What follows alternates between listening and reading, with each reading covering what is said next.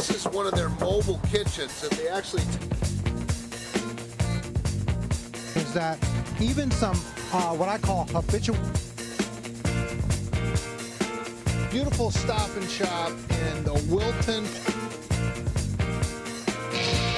Penalty, but it was actually a tax, and that it... Absolutely. What's the name of the show?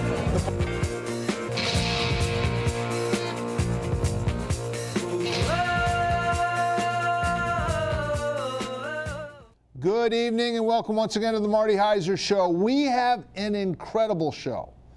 You know, there's a lot of things that you can like about living in Connecticut. And the quality and the experience and the just life experience and education level of the guests that we have tonight is overwhelming. John Blankley is going to be joining us. He is a candidate. For... Hold on. Are you calling for a question for our guest? Hello? Okay, hold on one second. Hold on. The calls are already coming in, but we have two candidates for the Treasurer of Connecticut. And it's an important job because our state is in a little bit of a fix. We owe a lot of people a lot of money for their pensions. We're behind on a lot of tax collection. Revenues aren't so good. Some people are leaving. We got issues financially. And our two guests today, one a Democrat, one a Republican, are both running to be the next treasurer of the state of Connecticut. If you'd like to ask some questions, you can call in 438-2003. And we'll put you right on and give them questions. But tonight we're going to start with the Democrat, John Blankley, and I just want to thank you so much for coming in. Thank you. Good evening, Marty. Can we take this question real quick right off the top? By all means, yes. Caller, do you have a question for our guest? Are you there, caller? Oh, they left. They were overwhelmed. But thank you so much for coming in. Mm-hmm. And you seem like an incredibly rational guy.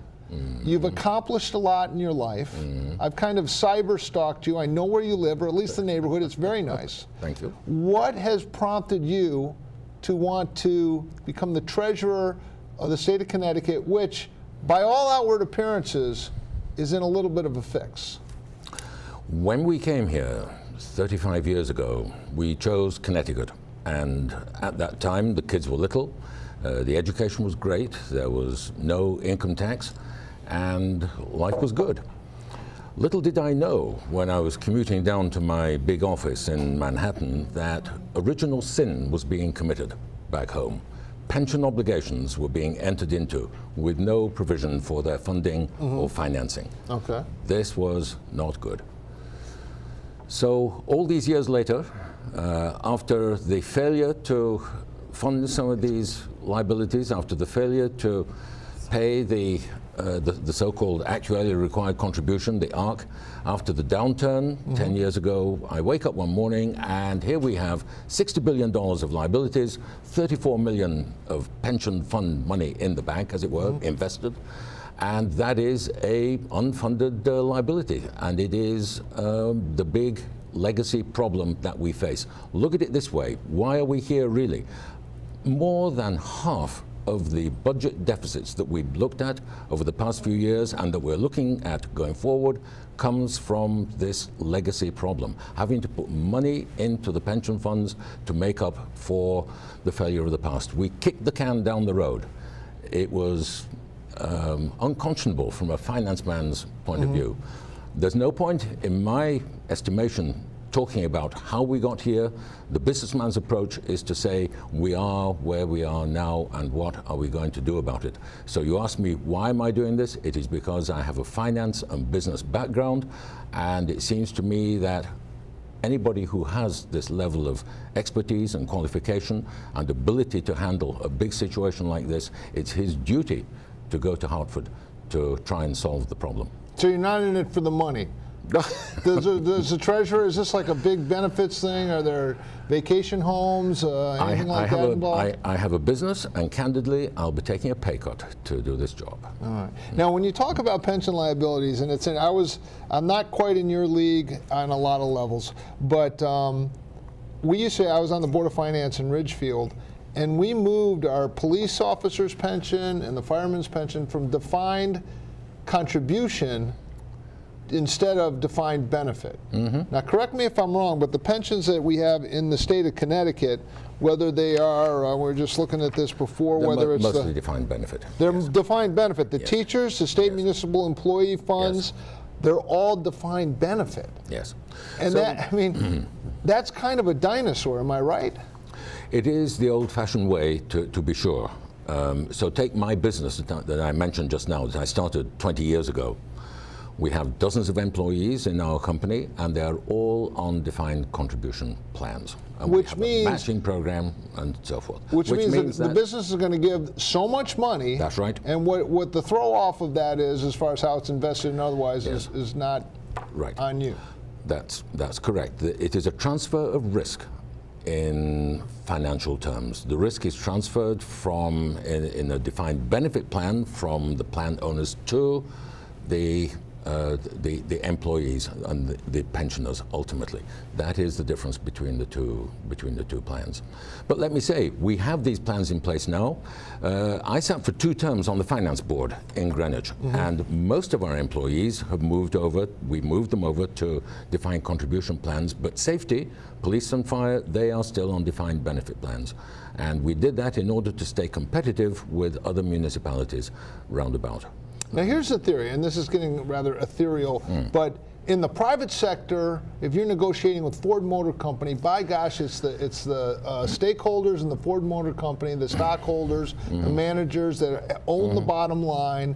So they're negotiating with their money. So they're going to be more free.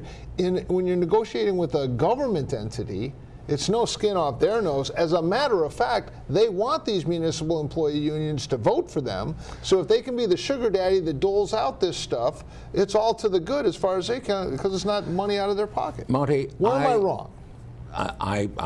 I'm not here to discuss that. I am here to discuss where we are now. How did we get to where we are now? And what are we going to do about solving the problem? The problem is the legacy problem of unfunded liability. That is what the state treasurer has to look after. Getting a better return on the assets and doing something about restructuring that unfunded liability.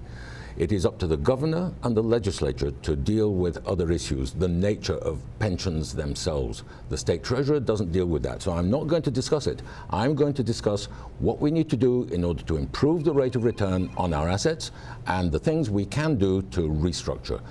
And let me just deal with that, if I may. Restructuring can be, and it was a proposal of the Commission on Fiscal Stability and Economic Growth. I disagreed with most of what they had to say, incidentally, but this one idea was a good idea, to make use of assets that the state has, which are not being valued properly from an actuarial point of view in the pension funds. One of those, for example, could be the state lottery, worth up to $5 billion. That would make a difference if we transferred in that asset. We have a bond covenant that was put in place in 2008 that worked well for a while in terms of forcing the governor and the legislature to put money into the pension funds, but it's going to work very badly going forward. If our actually required contribution is 1.2 billion, as it was in the last cycle, and the potential deficit that we're looking at is going to be 2 billion, more than half of our deficit comes from having to put money into the pension plans. And by the way, over the next dozen years, it's going to grow to 6 billion per annum. That is a tremendous millstone round our neck. Something needs to be done in this period now, in the next 4 years. Whoever the next treasurer is going to be, he or she will have to tackle that issue. And it's the kind of restructuring that I have done in the past, negotiating with bondholders, that I will propose to undertake. Next thing is getting a better return on the assets. And if you want me to talk about that, I will do that right now. No, I think you should. I mean, just to set the playing field, and we were talking about this before, but we're saying right now we have $34 billion, but it really needs to grow, or it needs to increase to $60 billion? Is that where we're at? Yes, or undertake some of the restructuring that I was just talking about. But guess what? Maybe your listeners will care to do this math. What's 1% on 34 billion? Hold on, someone help me. The answer is 340 million. Okay. An extra rate of return of 3% on our assets would take us beyond the billion level and would equal the current actuarially required contribution. Now, not all of that will be taken account of by the actuaries. That's a complicated business, but that is a measure of what can be done in the short term in terms of improving the rate of return on the assets. And why do we do all this? It's because if we have to put money into the plans, it preserves the pensions of the pensioners who entered into those contractual contracts. The pensions of the teachers and municipal employees and so forth are contractual obligations. And it's a promise that was made. Exactly. Right. Like borrowing money from a bank and promising the bank you'll pay it back. It is a promise and it is a debt that has to be paid. Well, in Greenwich, because you were talking about the finances there, Yes. you said you switched some from defined contribution or from defined benefit to defined contribution. Do you grandfather that in? Is it through attrition that the people that have been promised these pensions, they're going to be whole, they'll be fine, Yes. but the new hires Yes. are assigned to that, and then gradually you work your way out of it? Correct, with the exception of safety.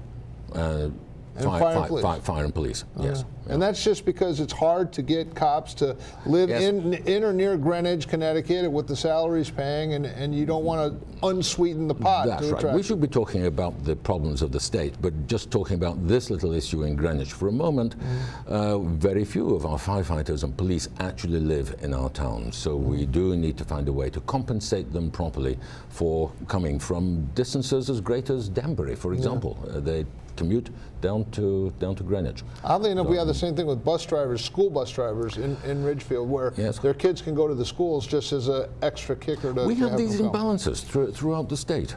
Yeah. We are a high income. We have the highest per capita income of any state in the union, but we're a high cost state as well.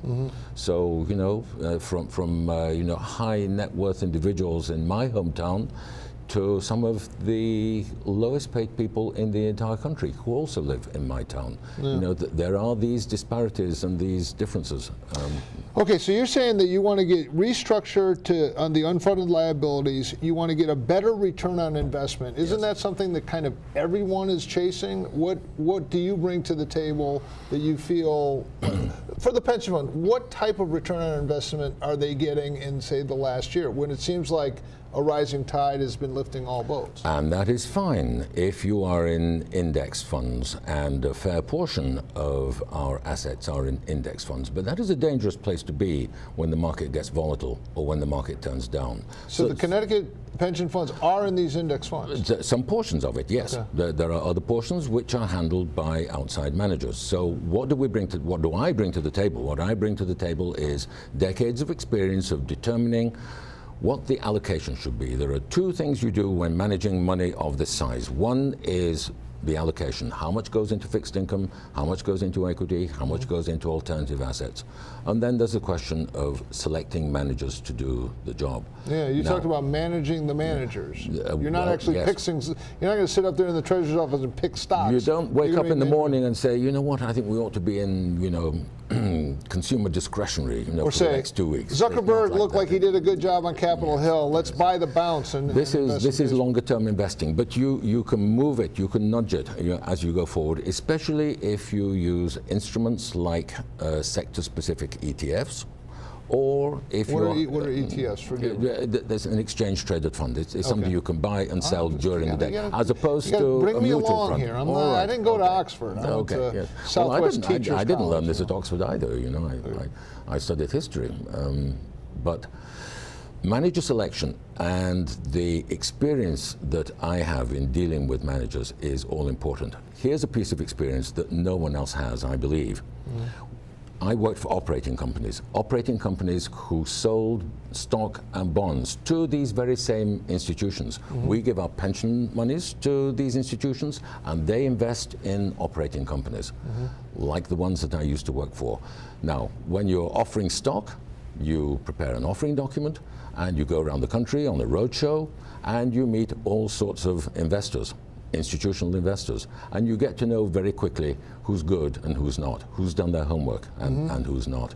That is a piece of experience that you can only get by actually having done it. Another kind of experience, frankly, is having lived through some of the big downturns. The Black Monday in 1987. I was actually sitting in the office of our investment bank downtown preparing an offering You were document. with BP at the time? No, not at that time. I was with a shipping company, as a matter of fact. The world's largest chemical tanker company. And I had devised a plan to take it public. And so this was our offering document.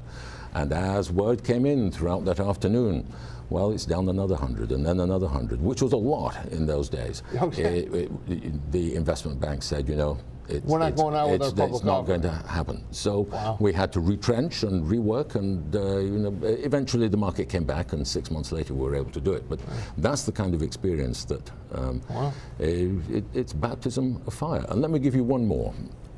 In my private company, market downturn 10 years ago, senior salesman comes into my office and says, well, we didn't actually sell anything today.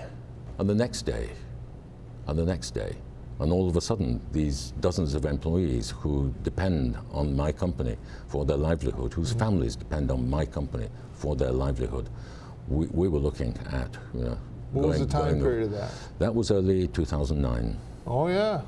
It felt very bad out there. Yes, it did. But, you know, so that is where you regroup, you devise a new plan, and you survive. Objective number one of management is to survive. That's right. The number one responsibility of management is to exist.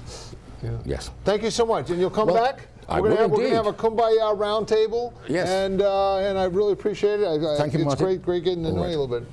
Okay, so next up in this kind of deep dive into who will be the next treasurer for the state of Connecticut. And by the way, in case you didn't realize, this coming November, there's going to be elections all across the state. We're electing a new governor. We're electing a new treasurer. We're electing municipal elections are going to be going on.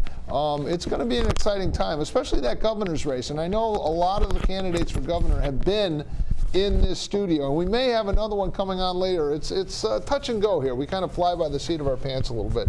But my next candidate for governor is a Republican. He also went to an incredibly impressive school, University of Pennsylvania, which is one of those Ivy League schools, New York University Stern School of Business. He's an all-around great guy. If you go to his website, you see these gorgeous pictures of his wife and daughter, and he's just the all-American guy. And he too has a lot to offer. So we're going to talk with him for a bit, and then we're going to have a round table where we're going to have bipartisan goodwill, and it's going to begin right here on the set of the Marty Heiser Show. Thank you so much. Thanks for having me. I really appreciate that. Talk on the same question. You gave me a promotion, by the way. I'm not running for governor. Oh, did I say governor? My bad. You're running for treasurer, as is John Blankley. But same question. You seem like a rational person. Yep. You seem like you don't have any kind of illusions of grandeur. What is motivating you to say, I'm not going to spend the next couple years perfecting my golf game or planning a trip to Italy with my wife, but I'm going to come in, I'm going to slog around this state, go to Democratic town committees or Republican town committees, talk to people, shake hands, go to county fairs, and try to get elected to statewide office. What are you thinking? Well, my wife and kids might disagree about me being sane and rational, but that's okay. But I grew up here in Connecticut, and after 35 years in business, I started thinking about how I could help my home state, which by all accounts is in a very bad condition right now. Mm-hmm. And I looking at what I've done in my career, I thought this job of being state treasurer is the perfect opportunity for me in terms of my professional experience and how I could help the people of the state of Connecticut. Okay. Because I have 28 years of investment management experience, professional investment management experience, managing pension funds around the United States and some overseas as well, which have impacted the retirement security of about 2 million people. And I also have debt capital markets experience, and those are the two things that the Connecticut State Treasurer is involved with doing every single day in his or her job. Yeah, it is kind of a hybrid. I mean, you're not Yeah. worried about potholes. You're not worried about right. tolls or no tolls. You're not worried about prison reform. Yep. You guys are like got the green eye shades on and are counting the beans here. That's right. Yeah. That's right. So I just thought this is the perfect job for me. I'm not interested in a job in Washington. I want to stay here in Connecticut. How can I help the people of the state of Connecticut? This is the job for me. I have the right qualifications, and I'm the right guy for the job. So that was why I wanted to run for it.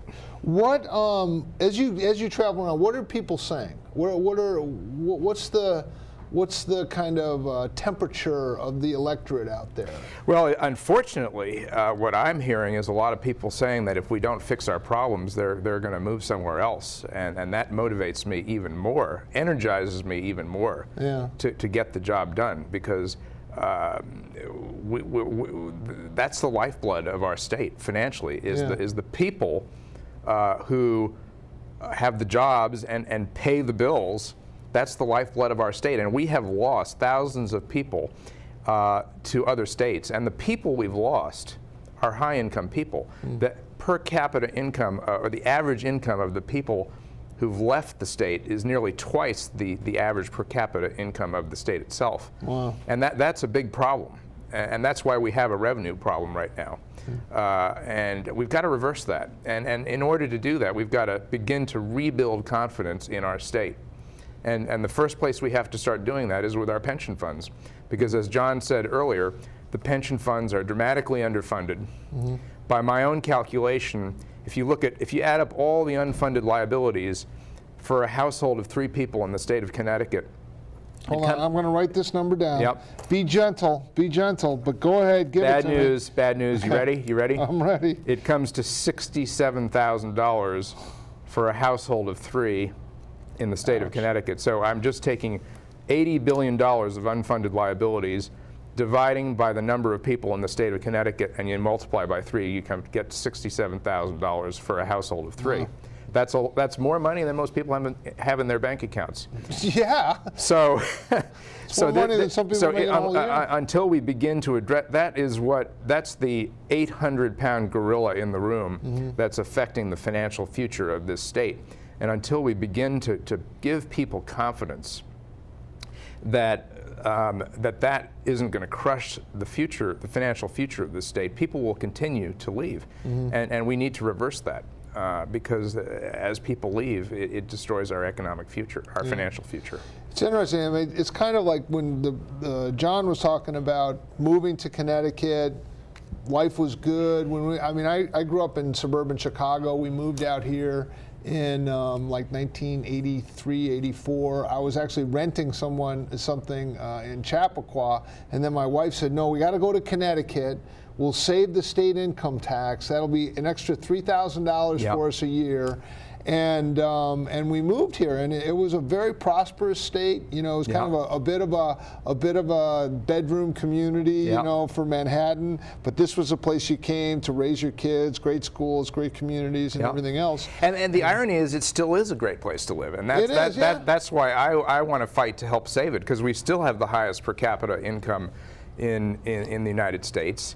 I would argue it is still one of the best places in the world to live. I mean, all these people that I know who've moved to Florida, they're bored. I know. They actually want to. They want to come back. They want to come back. Yeah. So if we can create a better financial picture here, and not threaten to crush people with taxes and all these unfunded liabilities, we can actually entice people to come back here. Hey, from your lips to God's ear. I agree with that. I mean, I think like the previous guy was talking about too. I'm not leaving. I planted my flag here. I raised my kids here, and I mean, eventually I'll go home to the Lord, to my celestial reward. But I like this city. Hey, you and I can, if we're the last 2 guys, we can just dance around the flagpole together, right? Yeah, it's like last guy to leave Connecticut, turn off the lights, kind of thing. Okay, so there's 3 big things though. We've been rewarding bad behavior. the teacher pensions being pushed on the towns. I have a little story about that. And then we're borrowing money just to pay for operating. You have some ideas on that, just not to steal your thunder, but on the Board of Finance, it was talking about the last year that the teachers' pension funds was so underfunded that they were just looking across the 129 or 161 towns in Connecticut, and they're saying, who has a budget surplus? Let's go raid that surplus. Yeah. And in Ridgefield, Connecticut, they were going to come in and swipe $2 million on year one forever. You know, that was one thing. Like, if it's $2 million, okay, we can get a little bit out of a rainy day and see what we got to do, but it's going to be that for every year. That was what they were threatening, but it didn't happen. But what about those big three? Okay, so let's talk about and borrowing to operate. Let's talk about the first one. There's a very poignant recent example of rewarding bad behavior. That was our current state treasurer signing a contract to allow the state of Connecticut to assume $500 million, that's $500 million of Hartford's debt. So I'm picturing a drowning person. Yep. And you come across on a boat with an anvil and throw it to the drowning person. That drowning person is the state of Connecticut, and the debt from Hartford you just threw to them. Is any of that ring true? There's a lot of truth to that, yeah. Okay. And here's what really ticks me off about it. As the next state treasurer, when I issue bonds for the state of Connecticut, I'm going to have to pay a higher interest rate on those bonds because it's going to impact our credit rating. We already have the third worst credit rating in the United States. So what's the matter with that picture? We have the highest per capita. You want to guess which states have a worse one? It's going to be like Mississippi or something. No, not Mississippi. New Jersey and Illinois have the two worst. So we're third worst. Okay. Kentucky, we're tied with Kentucky. But we have the highest per capita income and then the worst. That's the irony, isn't it? That's the irony. We're like trust fund kids that can't live within their means. It's embarrassing. Trust fund kids who just don't know how to stop drinking. Right, exactly. Yeah. And so that's the problem in this state. We have a spending problem. We have a spending problem because we've had Democratic control of the state legislature for 39 out of the last 40 years. So even when we had Republican governors, those governors couldn't stand up to the legislature, and they kind of rubber stamped what the legislature wanted. So now there you went. You just went political, though. Yeah. Here we were just having objective things I apologize. about, because my next guest, the other guest is coming back, and we're going to have a kumbaya. You can't. According to him, this is just the way it's been since forever. Okay. All right. And let's not fix blame. Let's just fix the problem. There you go, being political. Okay. All right. Anyway, so that's rewarding bad behavior. That's rewarding bad behavior. And another example of rewarding bad behavior and punishing good behavior is the plan that was floated in Hartford. Luckily, it was stopped. To put $400 million of the expense of the teachers' retirement system on the backs of towns and municipalities who have managed their affairs properly and prudently. So and not getting rewarded, getting punished for good cash management. Exactly. Yeah. So that's what I want to end in Hartford. That was the $2 million that they were going to try and put on Ridgefield. Just and 12 months ago. And 70 or 80 towns we're gonna get charged for the teachers' retirement system.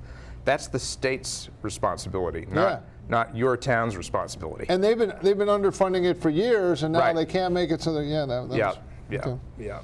So what's this thing in the city of Hartford? They're going bankrupt. Instead of allowing them to go bankrupt and reorganizing, well, the legislature state just came in and said, "Don't worry. Since we've got all the money in the world, we're going to take care of this. We're going to take on that." The legislature agreed to provide Hartford with $40 million of support for the next 2 years. And that was what was agreed, and that's what was signed, and the governor and others decided that wasn't good enough for Hartford. They wanted Hartford's debt to be assumed by the state. So the state essentially has bailed Hartford out. Hartford's credit rating went up by 13 notches as a result of that. Because they had a sugar daddy coming in to take care of it. Exactly, right. Yeah. But the state itself, all the other towns in this state are going to pay for that one way or another. And that is, when I talk to people, boy, they are really ticked off about it. Yeah. Okay, you talked a little bit, and if you can put it down to like a household income, if you're borrowing money to go buy groceries, or if you're borrowing money to put gas in your car, these Yeah. are operating expenses. Yeah. Now, if you borrow money to buy your house, or that's a capital item, Right, you're paying a mortgage right. That's on your what you're house. supposed to borrow money So for. what's your issue with that? So the state has used something called bond premiums to basically pay for everyday operating expenses and hope that no one notices.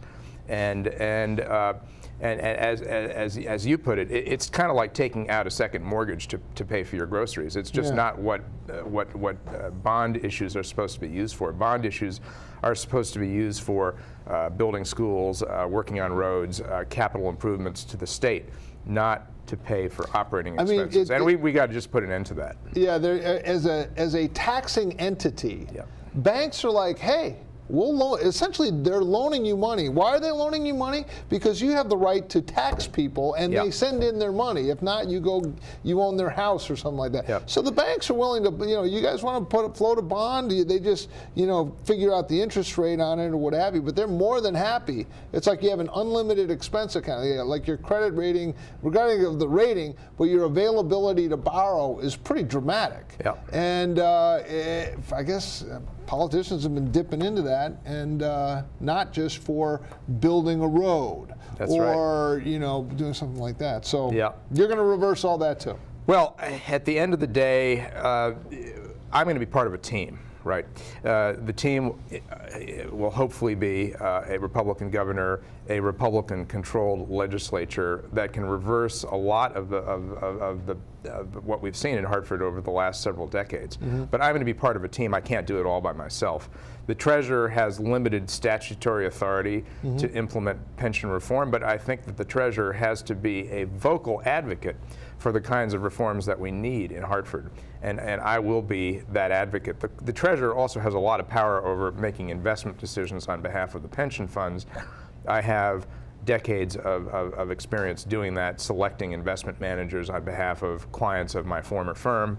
So I can impact the rate of return of the pension funds, but we're not going to get ourselves out of these problems simply by better investment returns. It will help, but we can't invest our way out of these problems. What were the return on assets for the state of Connecticut like the last 12 months? Do you happen to? Well, actually, for the... It seems like it was a good year, right? Yeah. The state did pretty well in the 2017 fiscal year. I think the rate of return was something like 14%. But what you really have to focus on is the long-term rate of return.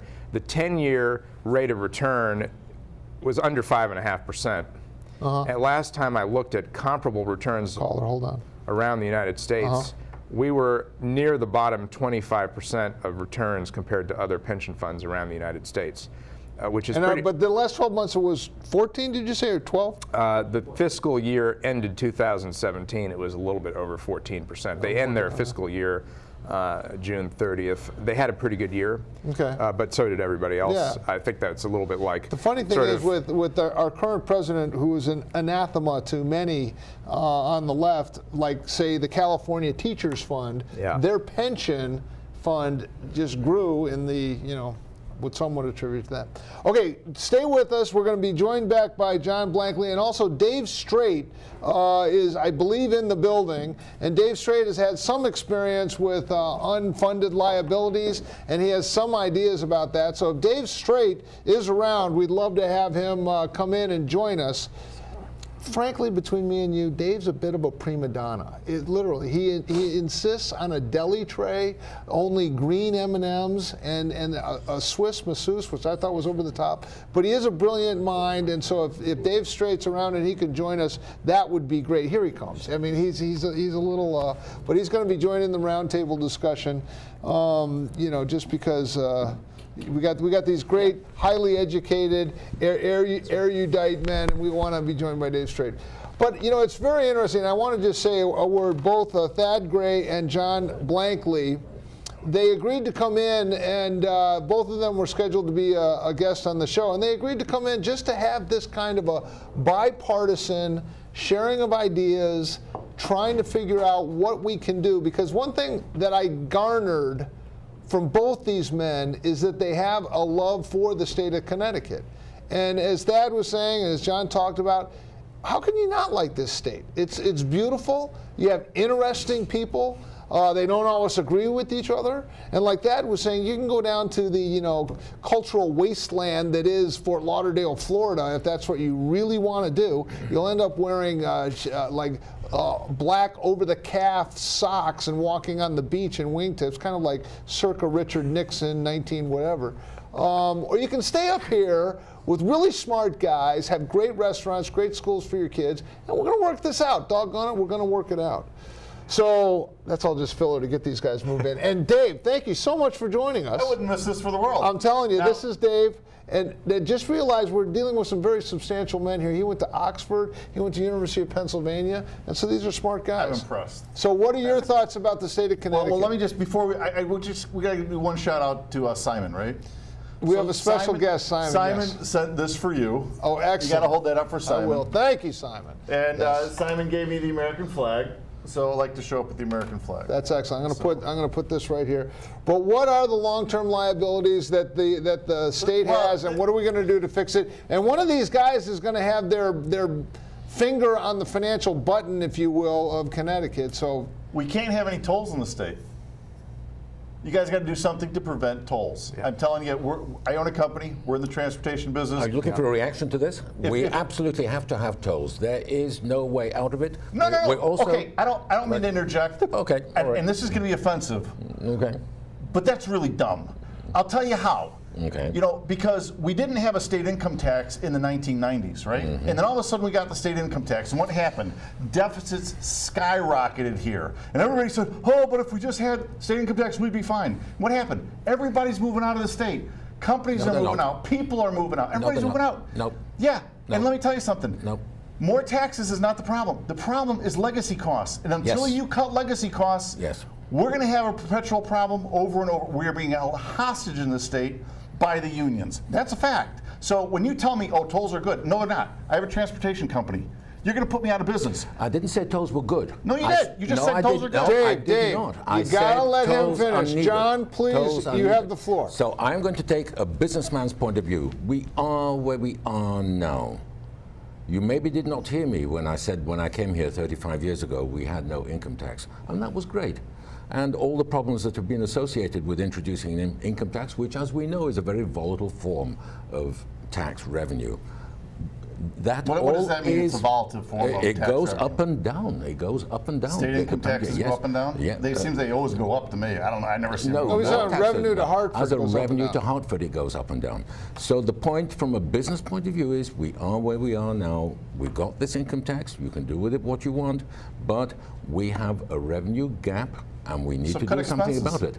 Cut expenses. So Why do we have to live with entitlements on and on into perpetuity? How come state employees used to be able to retire at age 50 and live for another 35 years with full benefits and retirement benefits? It's preposterous. I'm going to agree with you. The state has a spending problem, not a revenue problem. I am appalled. We have a spending- You're Republican or Democrat? I'm a Democrat, That makes sense now. Okay, good. I was like See, that- gasping for it. but I'm a businessman. We need Well, it to doesn't sound increase. that way. We need to increase revenue and reduce costs. Okay, We need to do that. so is when what Trump you do cut in the taxes, business. So when Trump cut taxes by 20%, was that a good thing or a bad thing? When he cut taxes for whom? For people that earn money. For the wealthiest among us. That is John, you're absolutely poppycock. mistaken. That Greenwich's is the taxes actually stupidest went up. thing. Greenwich's taxes went up, not down. Because Because of salt, yes, the state and Well, local it's tax still money, cap. right? Yes, indeed. But as far as the deal in Washington was concerned, How it is many people- 1.5 trillion is going to be added to the national debt over the next 10 years, and most of it is going to go to the super wealthy. You don't really believe that. Please tell me you don't believe that. The tax cut for How many the hundreds of highest thousands earner of is people 100,000. no longer have to pay any taxes as a tax- result of that the tax tax bill? cut for the lower end is of the order of $600 a year. For the wealthiest, See, and you don't it think that's is of- significant. it is, I think that's a big deal. and I think it's a big deal that the wealthiest get Where a do you tax get- cut what do you- of the wealthiest Dave, 100,000. people let are him, paying the most let him taxes. finish his thought. Do Go they? ahead, John. Yes, Do they they? do. Do- Yeah, sure. yes, they So, do. I'm from the north of England. And apparently socialists there.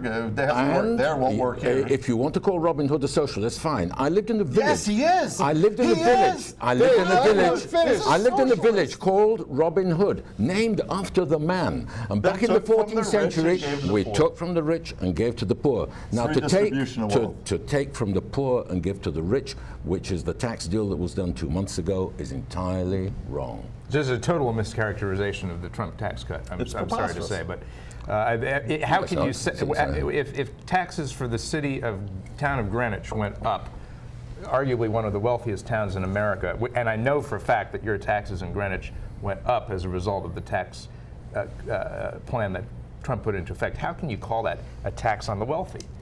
I didn't call it a tax on the wealthy. I thought you did. No, not at all. You It's said a tax a cut. tax cut It's for- a how could tax you call cut it a for the tax wealthy. cut for the At the federal income tax level, it is a tax cut for the wealthiest.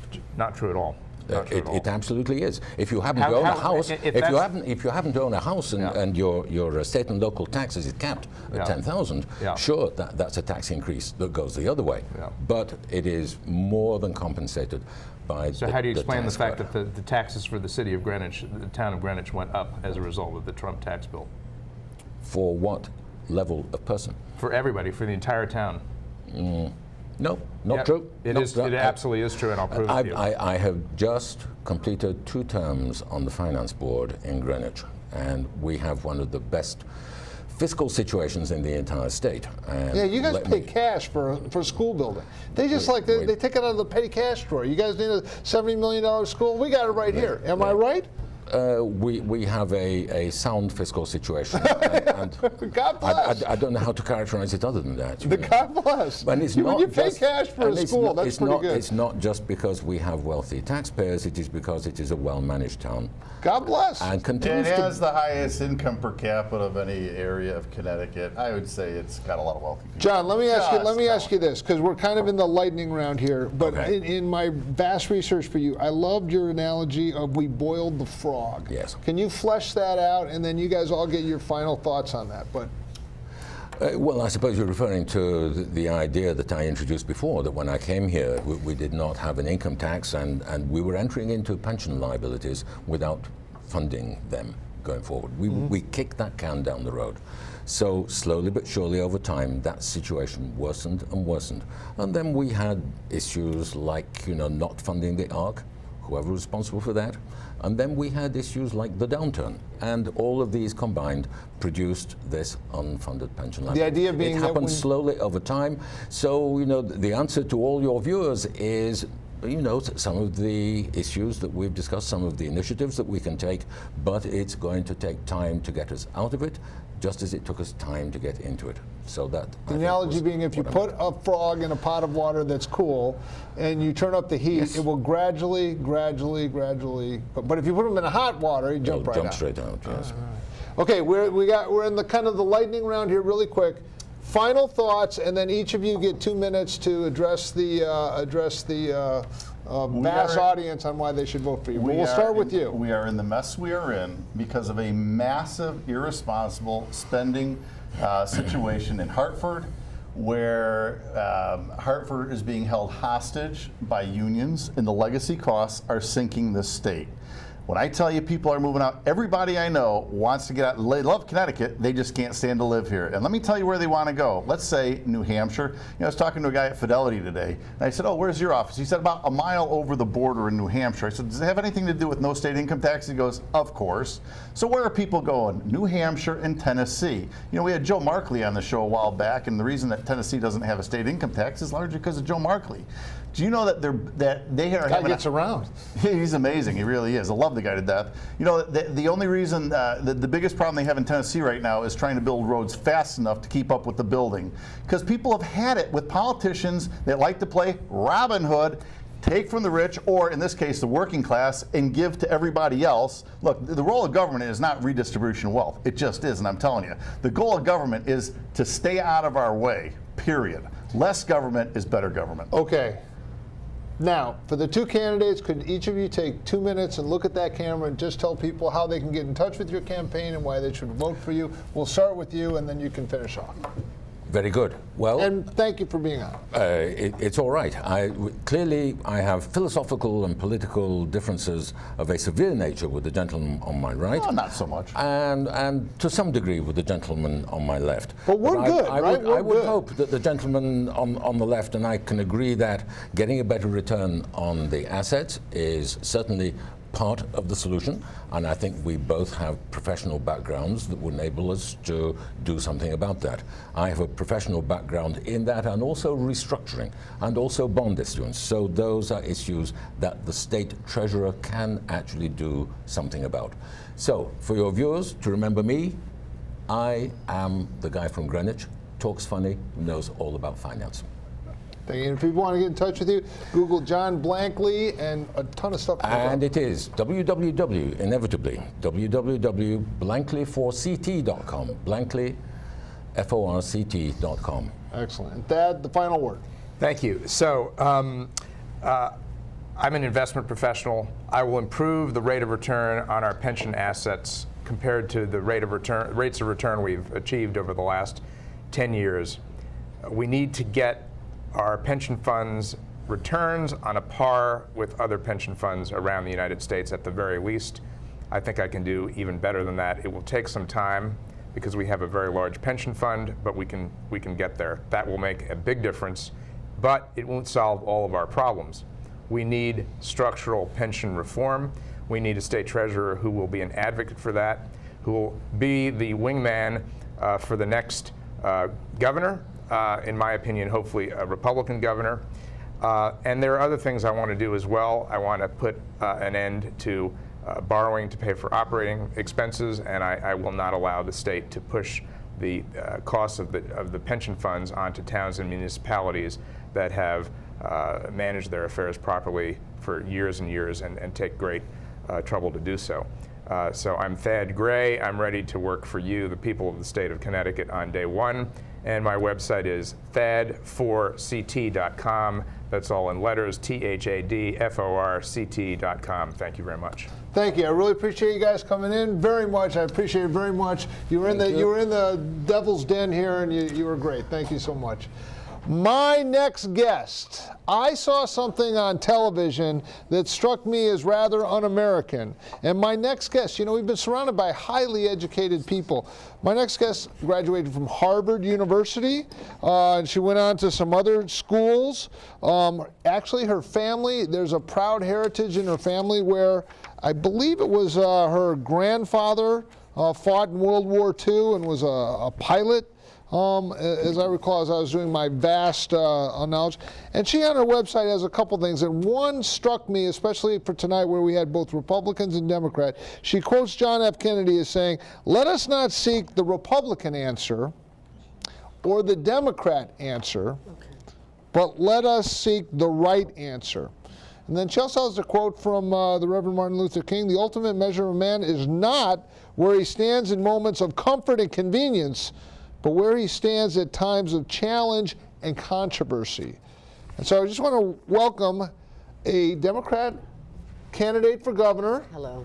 Lee Whitnam, and thank you so much for coming in. I really appreciate it.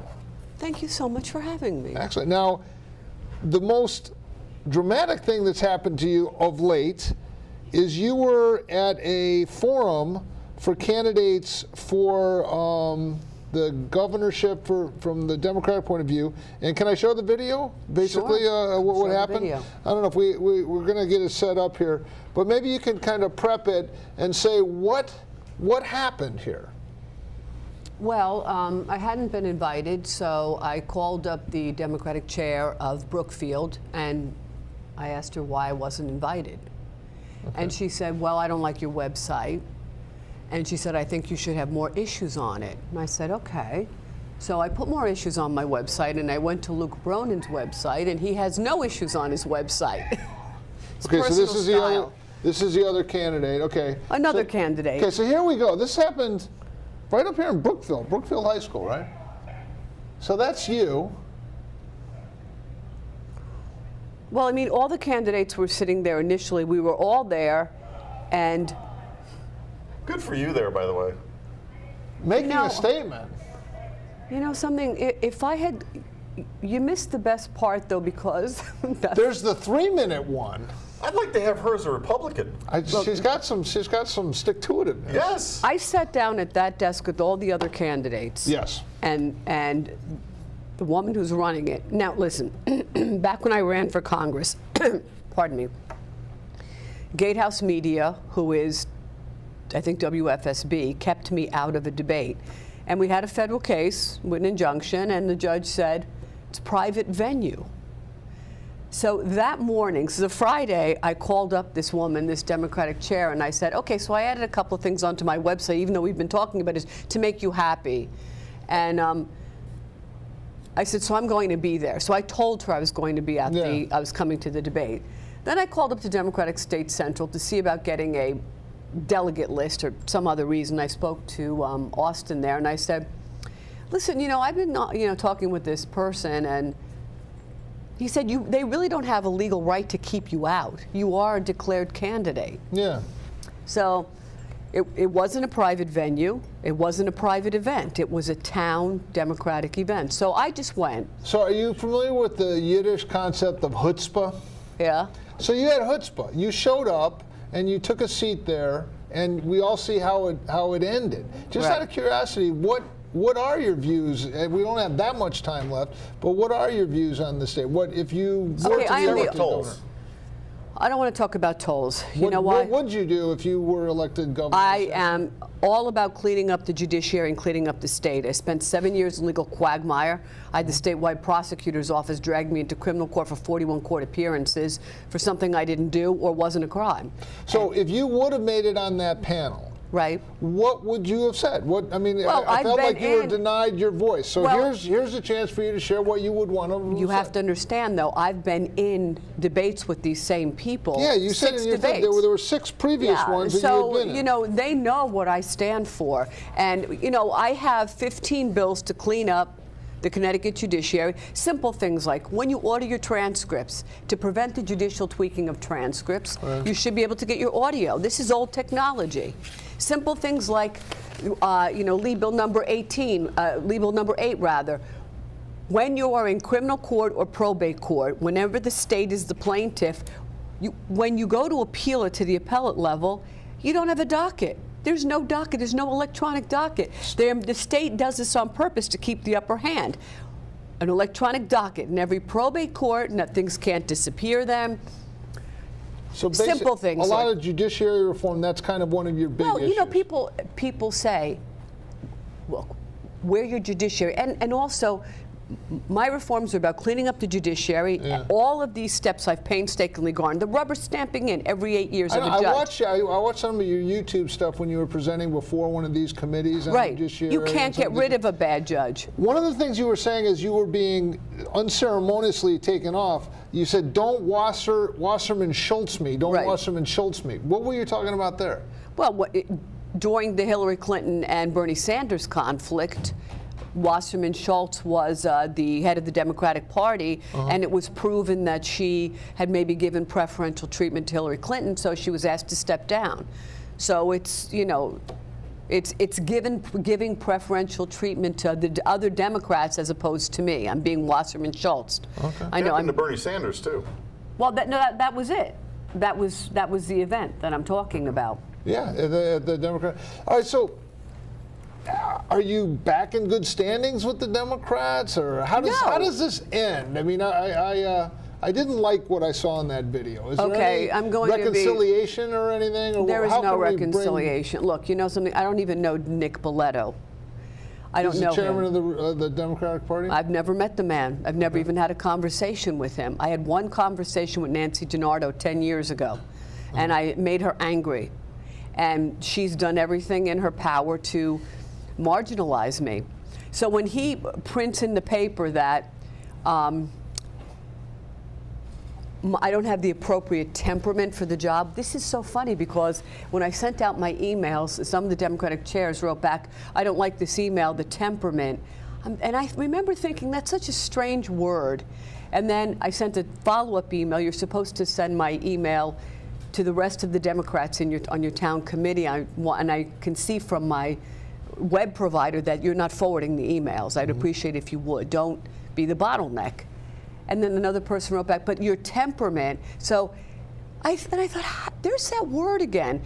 So after that happened, all of a sudden, It's a recurring theme. right? Well, they mentioned that about Trump at one point, and he went on to be It wasn't the president. temperament. well, no, I know, but then as soon as the I think thing somebody want to happens, drag him off too, but he just ain't having it. a press release is sent out, and she doesn't have the right temperament. And I thought, well, then there's your answer. Somebody, either Nancy DiNardo or Nick Belletta, sent messages to the rest of the Democratic chairs talking about it with the exact same terminology. One of the members of the media said to me, it was record that they got the press release out. It was record time. I said, because it's probably already been written since the beginning of the campaign that, do not let her come talk to the people. Do everything you can to marginalize her. And he said, from her past behavior. So I said to the Hartford Courant, ask him, call him on it. What past behavior? What is he talking about? Could have been temperament. What temperament?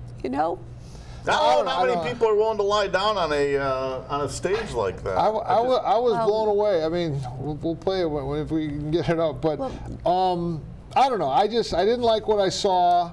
I reached out to you. I just Googled you. I got your website. So do you think the Democrats are unfair to women?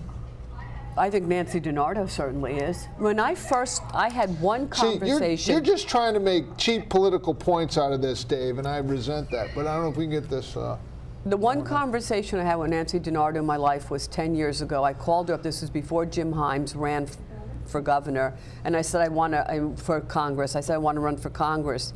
And she went on and on about this guy named Richter, who was a hockey player, who lived in Westchester County. And I said to her, are you crazy? Wait, Mike Richter. Goalie, 1984. I know. Okay, so men know who he is. I didn't know who he was. Mike Richter, he's a great goalie. They won the Stanley Cup in Anyway, 1994. Anyway, is this a good story about Mike Richter or a bad story? It's an indifferent story, but Okay, the fact that she completely discounted me in the one and only conversation I had with her 10 years ago, talking about this guy Richter who had just bailed and said he didn't want to run for Congress. This was before Jim Himes came in.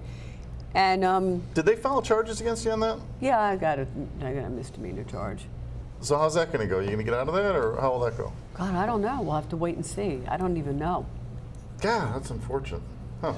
We actually need that kind of spunk on the Republican side, because the Republican side is like this silent majority, and they never really engage like that. You know what I mean? Yeah. So while I disagree with you on a lot of views, well, you don't know. You want to have judiciary reform, don't you? Well, I mean, she doesn't think tolls are a big deal. I think tolls are a big deal. Look, I can throw a stone to the New York border. I'm going to have to go through a toll back and forth. But you can't see Russia from your back porch. No, I can't. But you want to know something? The judiciary, the fat in the judiciary, the judges, the bad judges we can never fire. In the Department of Social Services, it's a real problem. I believe in free-range parenting. This is a new movement. What does that mean? Well, in Colorado, they passed that law like 2 weeks ago. Let the kids run outside? Yeah, they can get the state out of the butt of the people. I do not like the government there. That's good. So the free-range parenting, I'm all for it. My wife knew about that. Like the kids can go out in the yard and you're not going to without being arrested. Yeah. I had a friend who was kept in the court system for 2 years. She spent every dime she had on lawyers. The state of Connecticut wants you in the system, I just want to supporting the system. You also have a chair here. We will not be dragged off the set. We would love to have you on by the time we're wrapping up. But thank you so much for coming in. And honestly, at 52 Thursdays a year, you're always welcome. And you're never going to get dragged off this stage, regardless of your temperament. If it was temperament, he would have been dragged off a long time ago because he has horrific temperament.